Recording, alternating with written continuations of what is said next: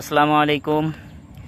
আজকে আপনাদেরকে নিয়ে আসলাম আমার লতিরাজের খেতে, যেখান থেকে আমি আজকে আমার কিছু চারা অর্ডার আছে, সেই চারাগুলো আমি তুলতেছি এবং কীরকম চারা আপনাদেরকে আমি দিচ্ছি সেটা দেখানোর জন্য আপনাদেরকে আমার খেতে নিয়ে আসছি।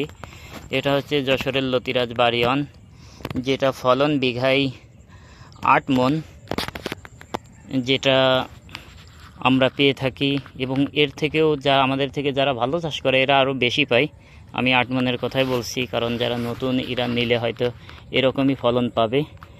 এবং আপনারা যদি যশোরের লতিরাজটা চাষ করতে চান, আজকে আপনাদেরকে মাঠে নিয়ে আসার একটাই কারণ যে আমরা কীরকম জমি থেকে চারা দিচ্ছি। এটা হচ্ছে আমার একটা পুরাতন জমি, আর আপনারা অবশ্যই পুরাতন জমি চারা নেবেন, কারণ পুরাতন জমির চারা নিলে আপনার ফলন দ্রুত আসবে। এবং আপনারা চারা নেওয়ার সময় অবশ্যই খেয়াল করবেন যে দেখুন এই যে যেরকম বড় বড় চারা, এটা হচ্ছে বলা হয় এ গ্রেডের চারা। এই এ গ্রেডের চারাগুলোই আপনারা সংগ্রহ করবেন, কারণ এটা লাগানোর 40 থেকে 45 দিনের মাথায় ফলন চলে আসবে এবং আপনি 55 থেকে 60 দিনের মধ্যে আপনি ফসল হারভেস্ট করতে পারবেন।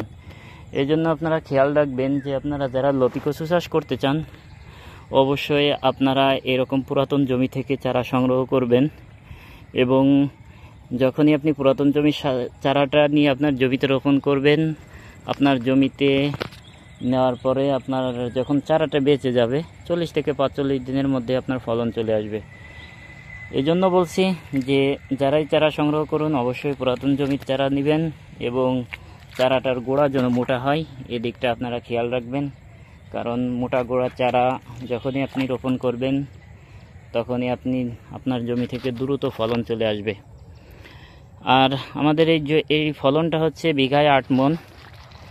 আর এই যে দেখুন যে পুরাতন যে লতিগুলো কত বড় বড় লতি হয়েছিল এখান থেকে, এই যে আমরা বড় গাছগুলো কেটে দিয়েছি এই চারাগুলো ওঠানোর জন্য।